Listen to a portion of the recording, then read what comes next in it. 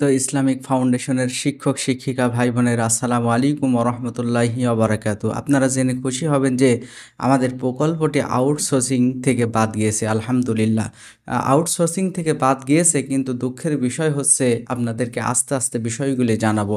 সম্মানিত বন্ধুগণ, আপনারা সকলেই জানেন যে আমরা সারা বাংলাদেশ থেকে একই সময়ে প্রতি জেলায় আমরা মানববন্ধন করেছি আউটসোর্সিং বাদ দেওয়ার জন্য, এবং আমাদের কয়েক দফা দাবি ছিল, সেই দাবিটি লিখিতভাবে পেশ করা হয়েছে। সম্মানিত বন্ধুগণ, আপনারা সকলেই অবগত আছেন যে আমরা সকল শিক্ষকেরা কাঁধে কাঁধ মিলিয়ে রাজপথে ঐক্যবদ্ধ হয়ে মানববন্ধন করেছি। সবার এখানে অবদান আছে। আপনারা জানেন ইসলামিক ফাউন্ডেশনের কয়েক ক্যাটাগরিতে স্কেল ভিত্তিক বেতন দেওয়া হয়। কেউ অষ্টম গ্রেড পায়, কেউ নবম গ্রেড, দশম, 11তম, 12তম এইরকমভাবে গ্রেড পেতে তারা বেতন পেতে থাকে, উচ্চতম পর্যায় থেকে একেবারে নিচু পর্যায় থেকে। এক কথায় ঝাড়ুদাররাও কিন্তু একটা গ্রেডে তারা বেতন পায়। সম্মানিত বন্ধুগণ, আপনারা এই গ্রুপে বিষয়টি দেখেছেন যে লিখিতভাবে কয়েক দফার দাবি আদায়ে তারা লিখিতভাবে যে কাগজটি প্রেরণ করেছেন, সেই কাগজে একটা বিষয় আপনারা সকলেই খেয়াল করেছেন, তারপরেও আপনাদেরকে জানাতে চাই, সেখানে শিক্ষকদের কি কোনো গ্রেড আছে?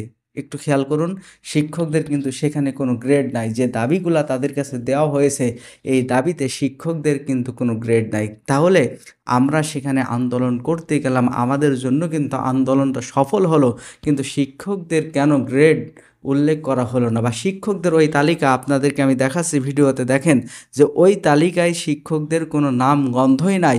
ইসলামিক ফাউন্ডেশনের ওপর থেকে নিচ পর্যন্ত, এক কথায় ঝাড়ুদার পর্যন্ত, নাইট গার্ড পর্যন্ত তাদের গ্রেড দেওয়া হয়েছে, কিন্তু শিক্ষকদের ওখানে কোনো উল্লেখই নাই। কেন এটা করা হলো না? আপনারা এই শিক্ষকদের দিয়ে সমস্ত কিছু দাবি আদায় করে নিলেন, কেন শিক্ষকদের দাবি দেওয়াটা তারা একটা স্কেল ভিত্তিক বেতন পাক, এটা কেন আপনারা উল্লেখ করলেন না? কেন আপনারা দাবি করলেন না? কেন লিখিতভাবে দিলেন না? এটা প্রশ্ন আমাদের সকল ঊর্ধ্বতম কর্মকর্তাদের কাছে, যারা স্মারকলিপি জমা দিয়েছেন, দাবি আদায়গুলি লিখিতভাবে জমা দিয়েছেন, কেন আমাদের এই কথাটি শিক্ষকদের বিষয়টি আপনারা বিবেচনা করলেন না? এজন্য এটা মাথায় রাখতে হবে। সম্মানিত বন্ধুগণ, আপনারা সকলেই অবগত আছেন যে কেন শিক্ষকদের এই দাবিগুলি কেন তারা মাথায় নিল না, কেন সেখানে জমা দিল না, এই ব্যাপারে আমরা জবাব চাই। কিন্তু শিক্ষকরা যদি কোনো গ্রেড ভিত্তিক না হয়, শিক্ষকরাও কিন্তু সবাই পরামর্শ করছে, তারাও কিন্তু মাঠে নামতে বাধ্য হয়ে যাবে। এজন্য কেন আপনারা এই দাবিতে শিক্ষকদের নামটা রাখলেন না? এটা কিন্তু আপনাদের প্রশ্ন করা হবে। সম্মানিত বন্ধুগণ, সকলকে ধন্যবাদ। আসসালামু আলাইকুম ওয়া রাহমাতুল্লাহি ওয়া বারাকাতুহু।